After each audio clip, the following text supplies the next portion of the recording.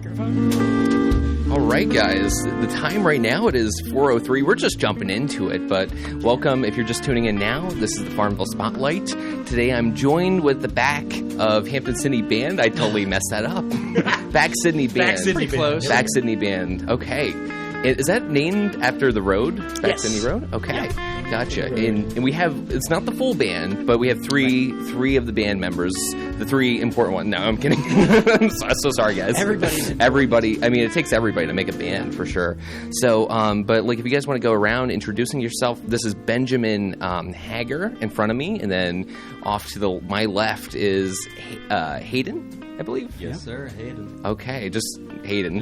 Just Hayden. Okay. Just Hayden, no last name. That's my given name. Okay. He wanted to be a Brazilian soccer player. Okay, and then we have Doc Brown from Back to the Future with us. You could almost pull that off. Yeah, he could kind of. He just needs like a really big wig. Yeah. All right. Well, guys, thanks for coming today. You know, we've been just like setting stuff up, getting everything ready, ready for the audience to experience this magical. I mean, I heard a little bit, you had the fiddle, you had the guitar, Ben's vocals, and then the cajon. Like, I'm really excited for people to hear what you guys have to offer today. But I just wanted to get into it and just kind of see how you guys started. Yeah. How does a band even form? Like, is that even real? Or it's like, yeah, I knew that question was going to come up. Yeah. So my name's Benjamin. I'll just do a small intro. Yeah. Let's do small intros. Yeah, that's perfect. So I'm Benjamin. I started playing guitar when COVID hit in 2020. A year later, I played my first paid gig, and then I just started playing with my buddy John Golden, who's also in our band.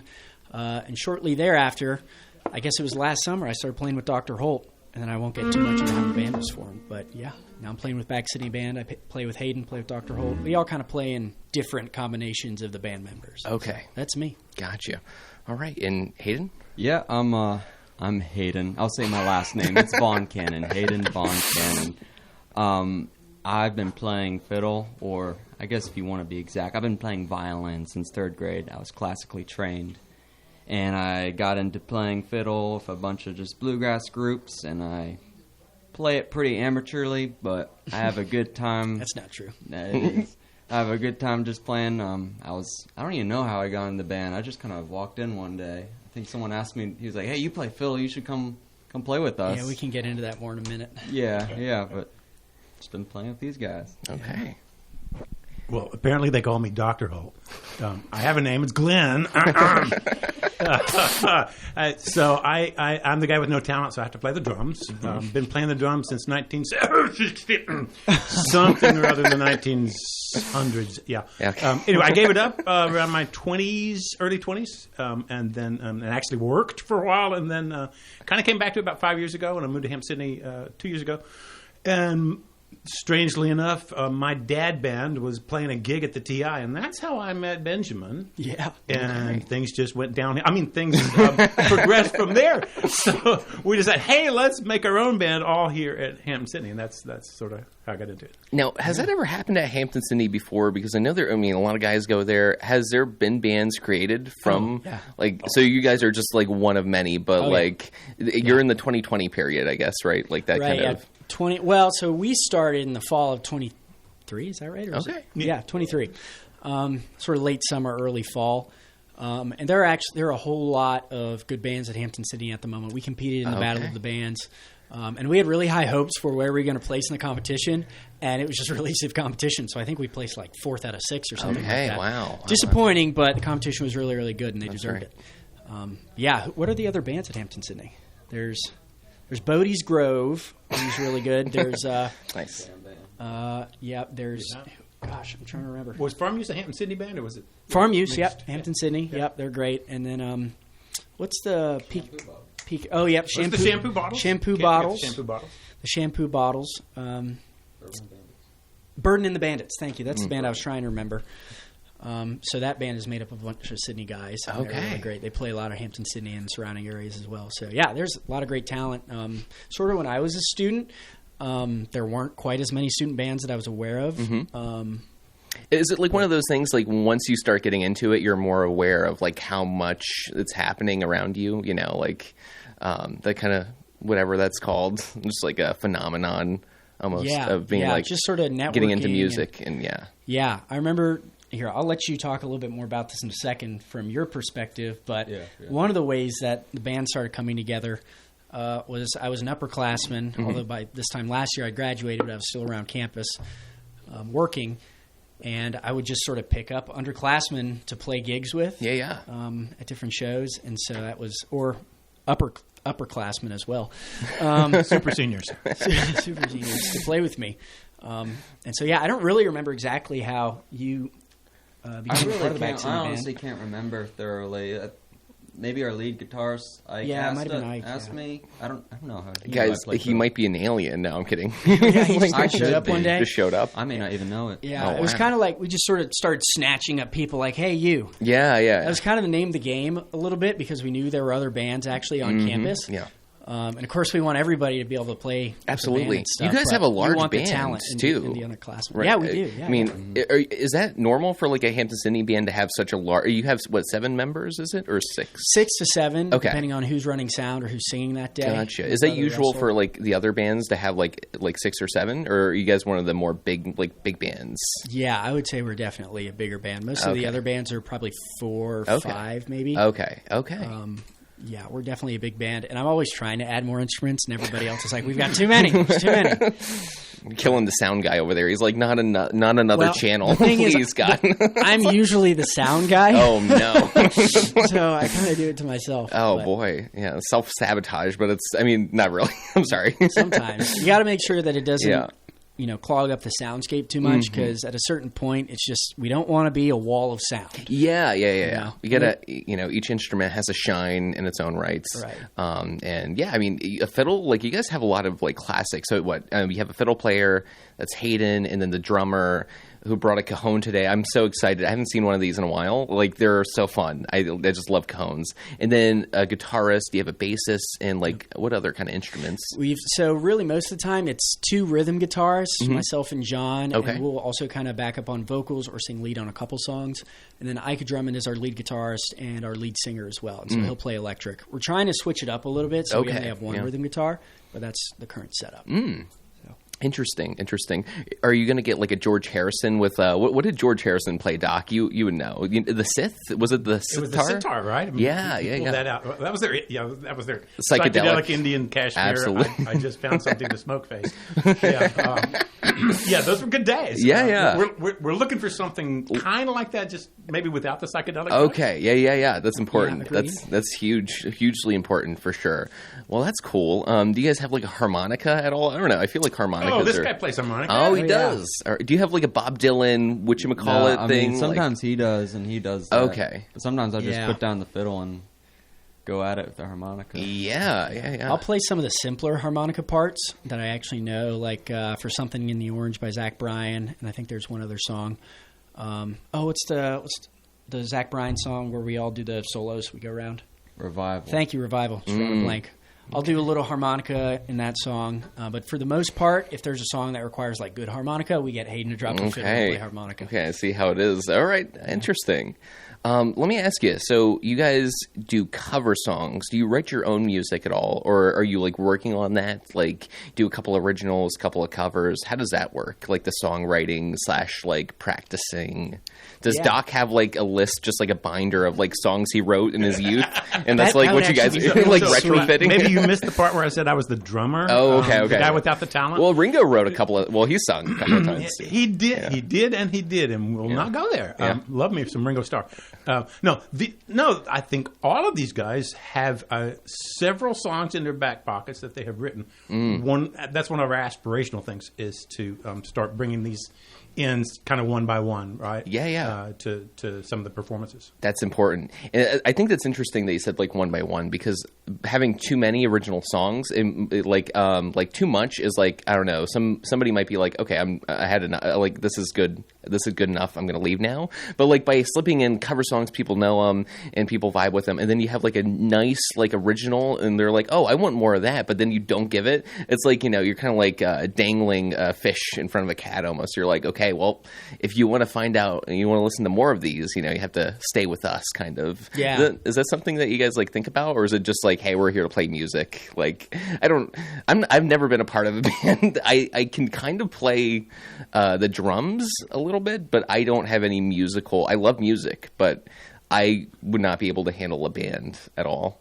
I think that's ridiculous. It's a whole different ballgame playing with a large group of people. I was playing for a couple years after COVID, I would either play solo or with a really talented lead guitarist who could just pick up on anything I was doing, and I didn't really have to worry about playing with anyone else. So playing in a band is definitely a jump if you start out playing solo. How do you coordinate like practices at all? Do you have just like a massive group text? It's like, hey, Hayden, what date? Would you like to talk about how many group texts that we have right now and why? They blame me because I don't have an iPhone. Oh, so Hayden, I'm one of those green bubble guys. I'm blaming you too. No, I'm kidding. And not only it would be fine if you just didn't have an iPhone, but he went back and forth between not having an iPhone and then having an iPhone and not having one again. Well, it broke. Fair enough. No, it's okay. We get the messages out. It just sometimes, most recently, when Hayden went back to was it Android? Yeah. Oh boy. The dark side. We didn't realize that he wasn't getting the group text for probably 2 weeks, and I finally realized, like, wait a minute, Hayden doesn't have an iPhone anymore. He's not getting these blue texts. Yeah, he asked me about a show one day, and you're like, "You ready for this?" I'm like, "No." Yeah. We do have another app that I've been trying to use called Band Helper, which is really, really useful in terms of scheduling and also having all your music in one place and contacts. So I've been trying to get everybody on that app. I think we've got everybody except one person. I don't remember who. But that's got the scheduling in it, so anybody can go in and check that at any time. That's super important because I know I have like a couple of friends who have been in bands, and like the big part is they're not even in a big band. It's like 4 guys, but like it's hard to coordinate timing. So I can't even imagine like another person and then like 7 or 6 or 7. Like that's gonna be like it's gonna be like a week to like get a date down, like a whole week for everybody to be like, okay, these dates work, and then somebody else is like, I can't do this date, but I can do this date. Just a lot of switching. Do you ever have to like practice without somebody and then so that happens from time to time? Yeah, and unfortunately we've even taken a few shows where we didn't have all of our core band members, unfortunately. Yeah. And we've kind of gone back and forth about how often we want to do that, whether we're really willing to take gigs if everybody can't make it. But we're kind of still going with, all right, if one person can't make it, we're going to try to find somebody to sub in for us. Yes. But yeah, I'd say we're really lucky with the guys that we've got. Pretty much everybody is still based in Farmville except for me because I'm working in Richmond now. But in the fall, I was in Farmville. And it was not as bad as you'd expect to try to get all 6 band members to practice, or 7 some days with my brother there. Okay. Because everybody was on campus except for, John was more in town because he was a Longwood student. But I know that for back when Cheap Lovin', is Cheap Lovin' still a band? I think they are. Yeah. So you were talking about how do we find band members? Well, poaching is the way to go, right? Because Ben and I are actually 2 of the original members of the Shampoo Bottles. Okay. Ben is not in it any longer. I still am. So, but I'm also. So you get the idea, right? Yeah. So. Yeah.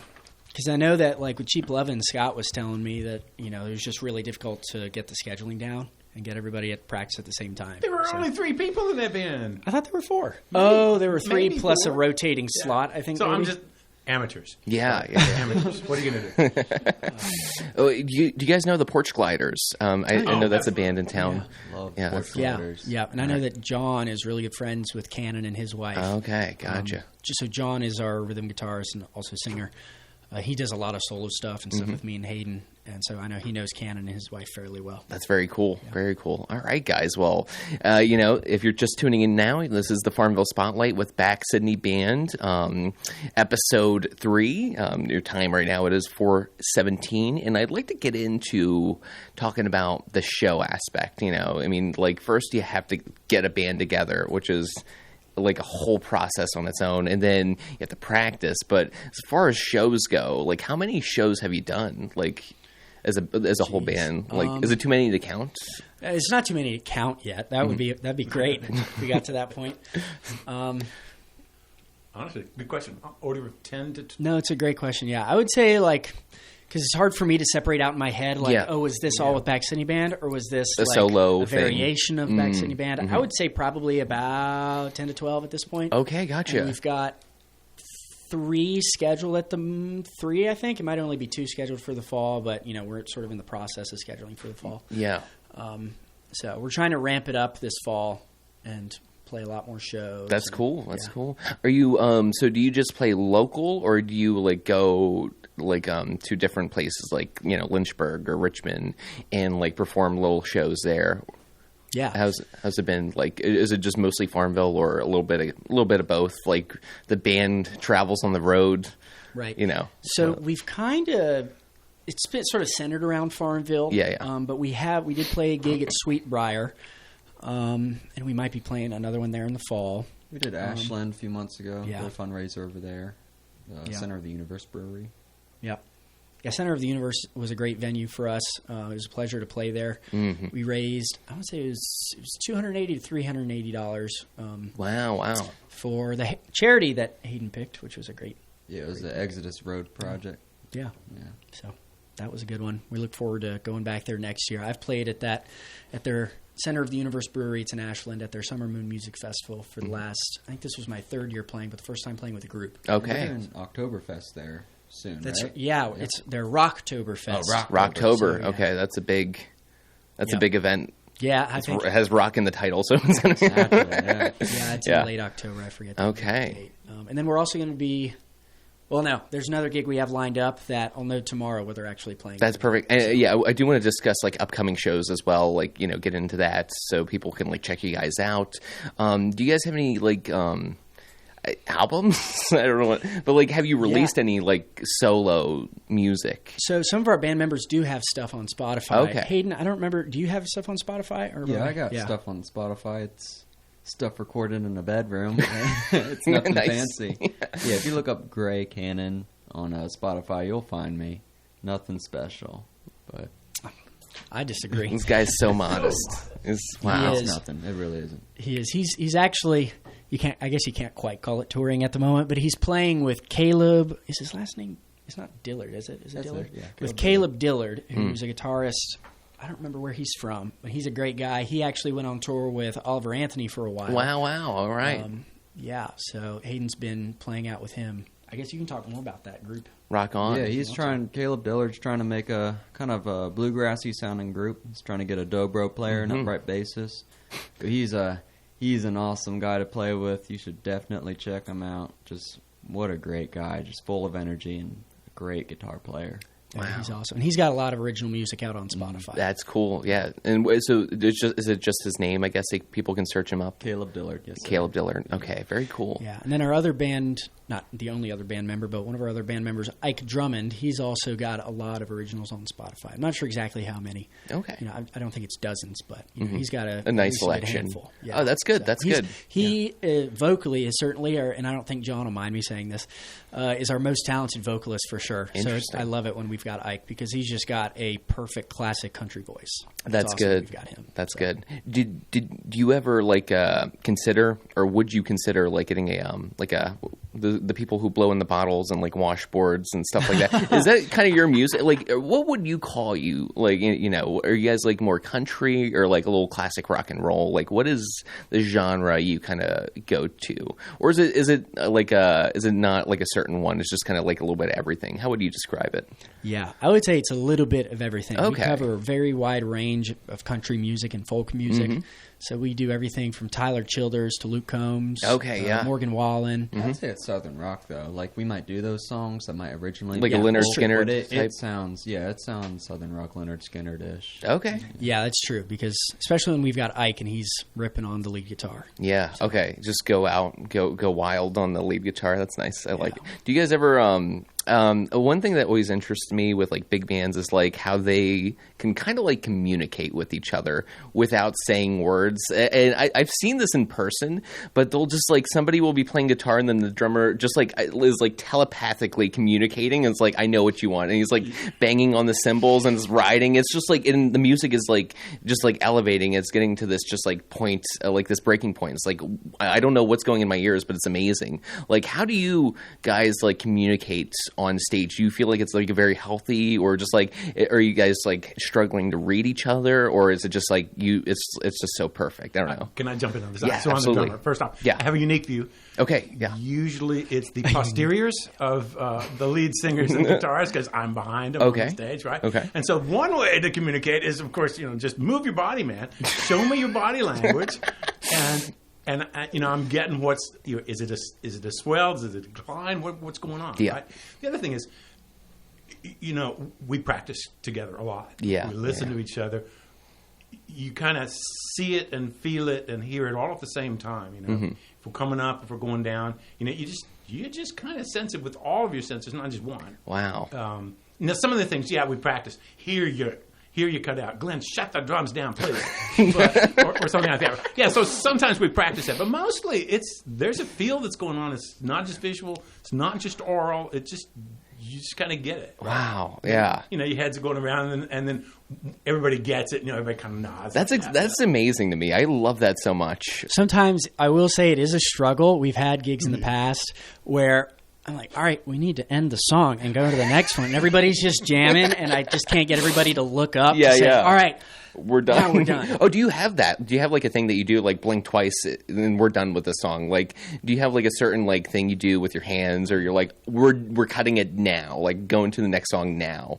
Do you have that, or is it just like trying to communicate with everybody, being like, yo, Hayden, are you done? Okay, I gotta talk to Doc. There's no. I wish they would ask me first. No, there's no real high sign. It's just you get a visual. It's just you feel right? it. Yeah. Okay. You get a look, and then you get a little sort of shoulder shake. Okay. Yeah, if it's a song where we haven't agreed right when we're going to end and we're just jamming, then sort of like I said, it's a process of making sure everybody's on the same page. Like, here we go. Okay, that's done cool. now. And you'd be surprised how often we get it right. No, yeah, it often does surprise me. That's amazing. Yeah. All right, and so Doc, how long have you been playing since the 70s, you said, the drums? Yeah. What was your inspiration? I think it was actually the 100s, 1892. Oh, my Lord. Gosh, what was my inspiration? Is it? I mean, I listened to a lot of... I listened to a lot of Black Sabbath. Oh, yeah. Nice. A lot of just Deep Purple, banging. Oh, I still love that album, Machine Head. Yeah. It's one of my favorite albums. Just banging on drums. And I said, man, I want to be a drummer. And I will say this, there is a marching band influence. I grew up in the high plains of Texas, and you didn't have to look very far to see big old marching bands. Our town high school band marched over 200. And so that was an influence as well, right? Did that sort of go hand in hand with like football in Texas? Or was it a separate thing? I'll just say this: the football boys never came out on parade with us.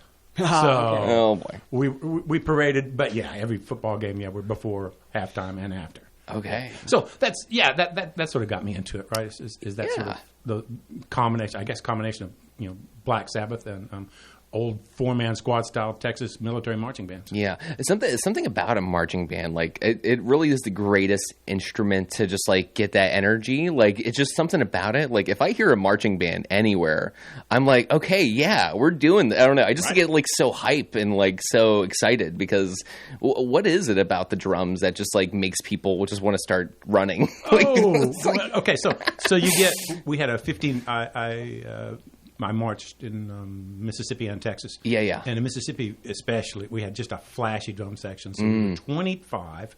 We had 7 snares. I can't remember how many bass drums, tritoms, cymbals, all that sort of stuff. We were slick, man. We're twirling, we're tight, and the whole town would turn out if the drums were playing. And we were, we'd march everybody into the stadium.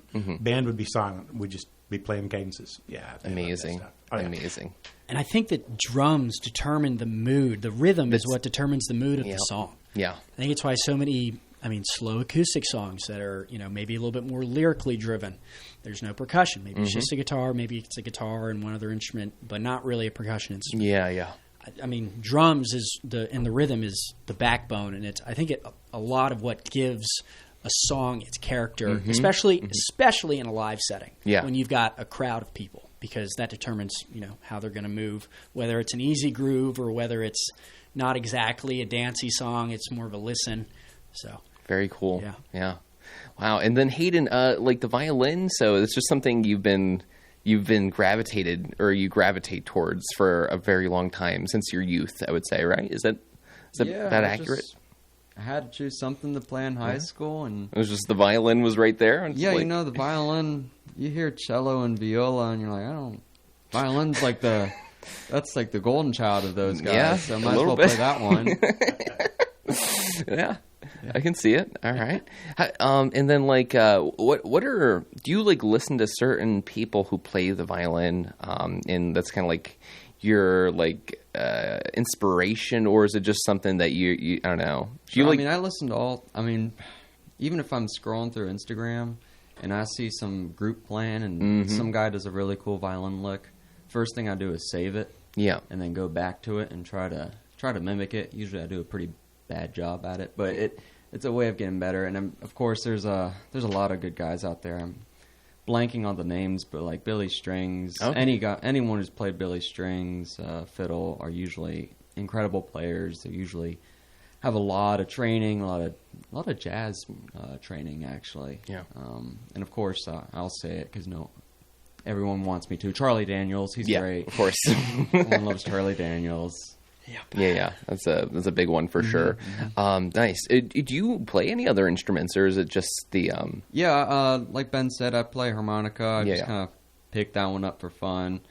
I play guitar a little bit. Oh, you do? Okay. Nothing like our lead guitarist, but just pick around or fiddle around, if you may. Yeah. Okay. There you go. Hey.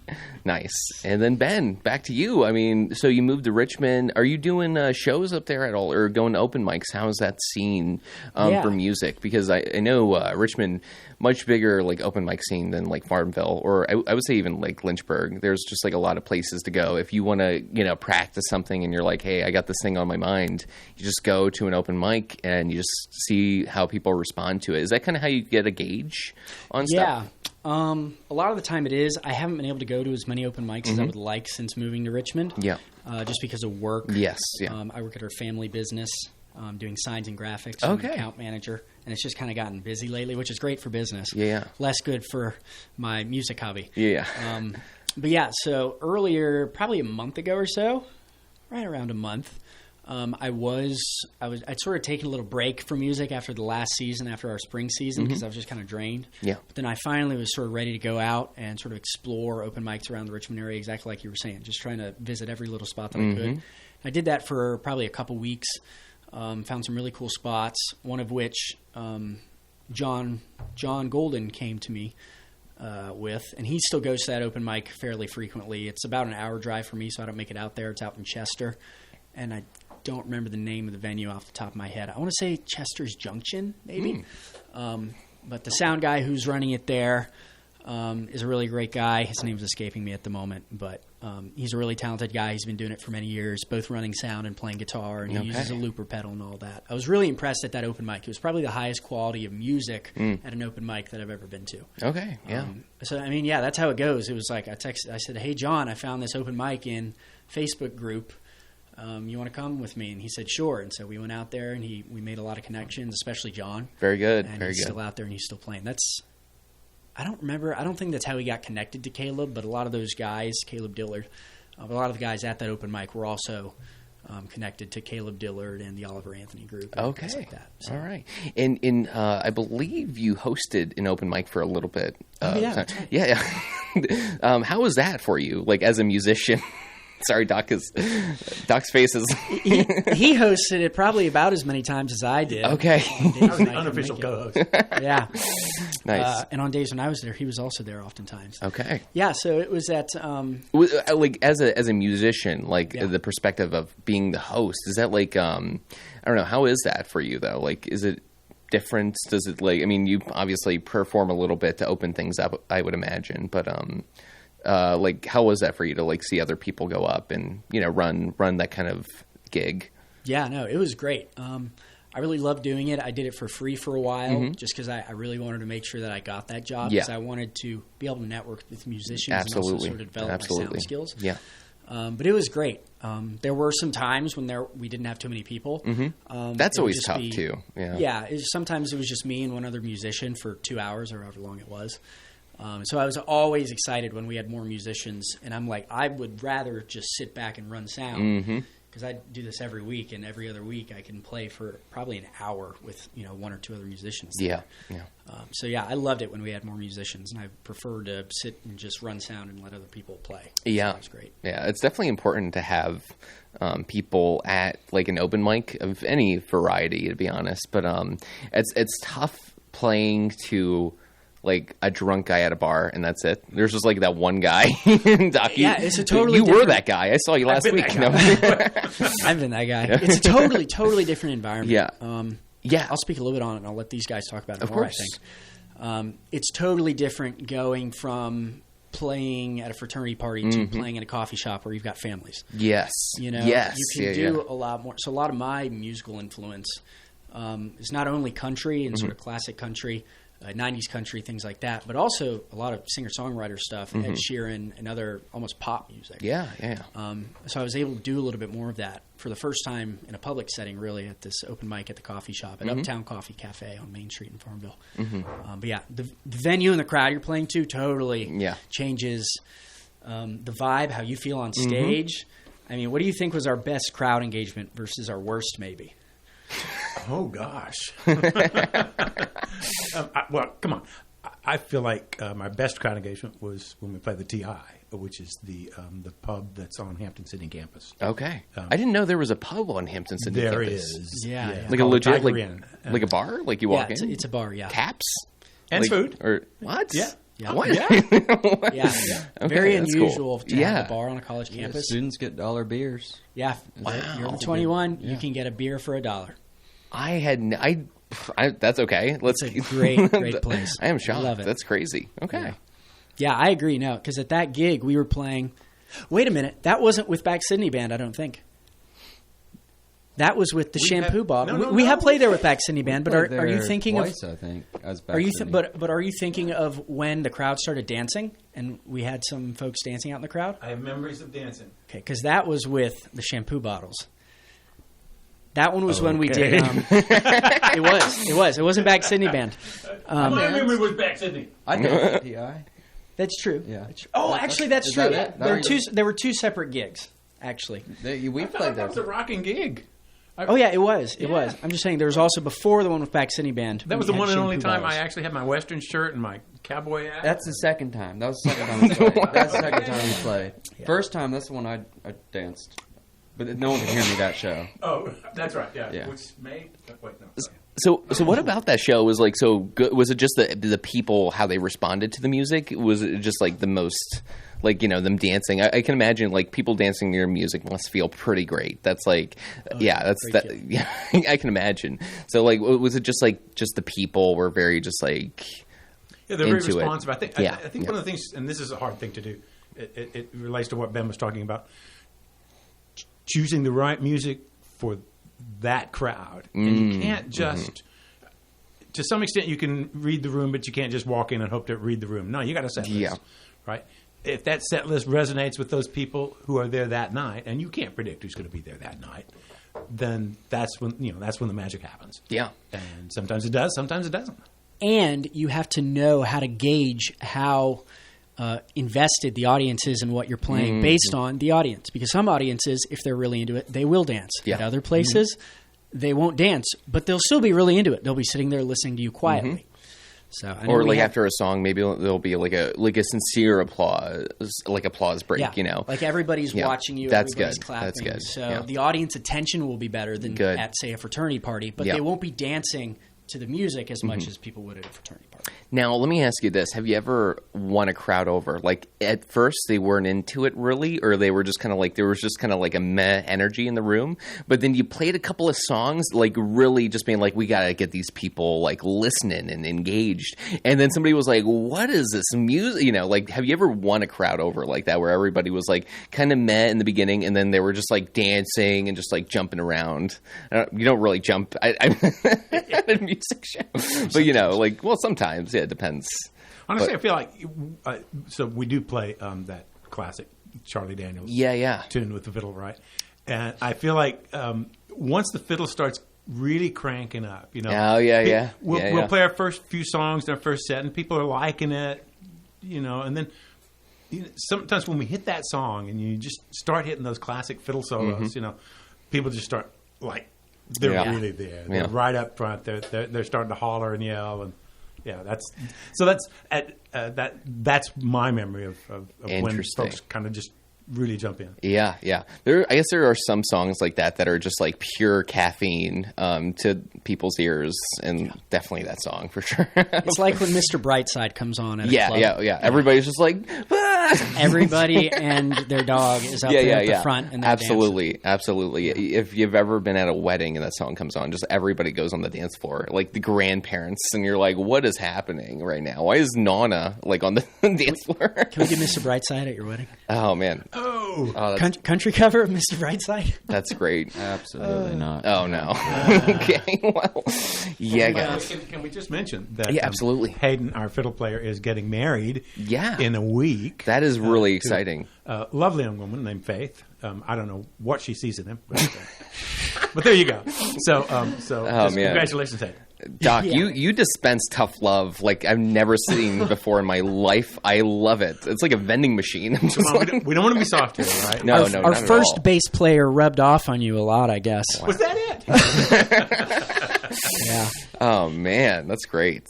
And let's talk about some upcoming shows that you guys have. So, Did I overhear that you guys were talking about like having one at the press club? Should I say that or should I redact that? There's one sort of in the works for Okay. Press Club. Okay. Hasn't been confirmed yet. Okay. But Yeah. I think that we will be playing there at some point this fall. Okay, good.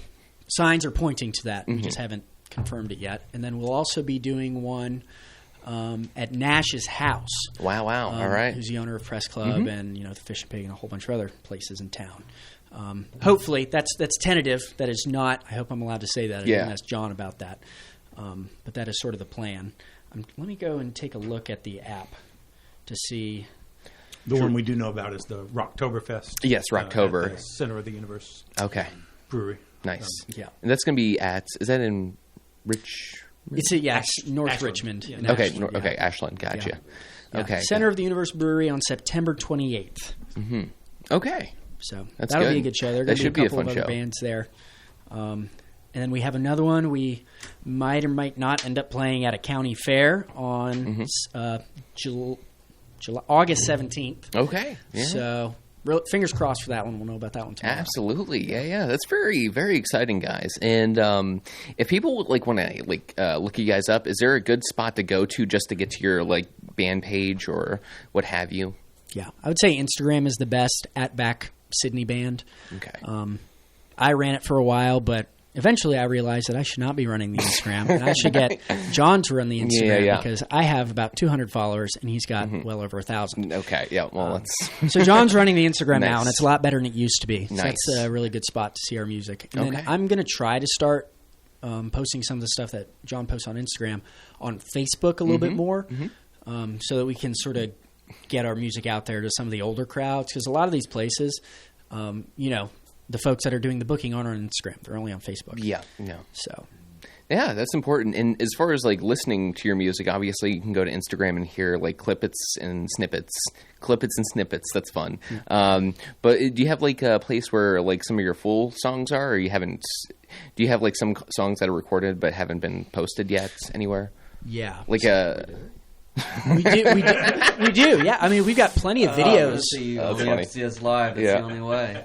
Well, that's definitely an incentive to go out. Only live. We have a lot of our performances have been recorded in their full length. It's terrifying. They have. We just don't usually post that long of a video. Okay, yeah, makes sense. So we have those videos. We just don't post them very often. I guess if we were going to post them, it'd probably be a YouTube thing. Which we haven't really gotten into quite that would be a cool thing to think about within the next couple of years, and so people can see full shows that you guys do. That would be really. I think there would be a audience for that. Yeah, and I know John was talking. I don't know if he's mentioned it to either of y'all yet. John knows somebody in town who has a really nice property in the area. I forget whereabouts exactly. But they'll take drones out there and they will shoot videos of artists. Oh, wow. In a very sort of scenic fashion and sort of a music video, like really high quality stuff. I guess kind of similar, my understanding is, to sort of that video that Oliver Anthony blew up on. There are a whole bunch of YouTube channels that'll post stuff kind of like that. Absolutely. So John mentioned, us potentially going out there to that property with those folks and getting some really nice videos for sort of promotional content for the band. So that's cool. I think that'd be awesome. All right, guys. Well, I think it's a time where we talked about it, and you guys gave us a little sample of what you have, can play. How many, do you guys have some songs that you want to share? We've got at least one. Okay, perfect. Okay, you can play that one, or if you want to play more than one, if you want to play two, if you have it, just kind of feel it out, kind of like how you guys do at shows, but we'd love to hear that. And let's maybe, because of the time, let's maybe just do the one, and then we can come back and we can talk for a couple minutes. Perfect. That sounds, I like the sound of that. All right, so I'll let you guys get set up and get everything prepared for that real fast. We got a fiddle, we got a lot of stuff, so it's gonna be nice for sure. All right. We still gonna mic that cajon. Oh yes, we gotta mic the cajon. Okay, we're gonna jump into a short commercial break, but we'll be right back right after this. All right, we are back, and we are going to perform Shady Grove.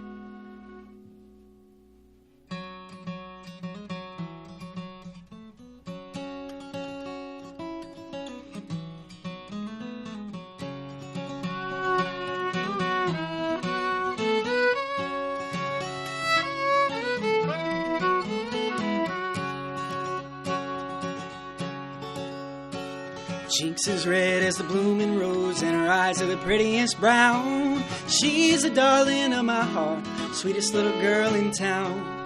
If I had a big fine horse and the grain to feed him on, then Shady Grove could stay at home and feed him while I'm gone. Shady Grove, my little love, Shady Grove, I say. Shady Grove, my little love, I'm bound to go away.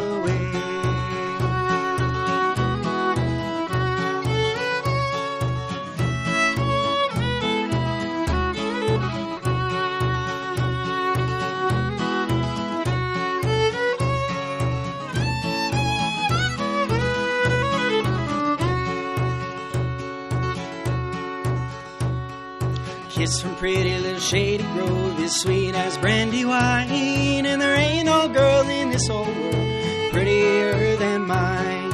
Went to see my Shady Grove, she was standing in the door with her shoes and her stockings in her hand and her little bare feet on the floor. Shady Grove, my little love, Shady Grove, I say. Shady Grove, my little love, I'm bound to go away.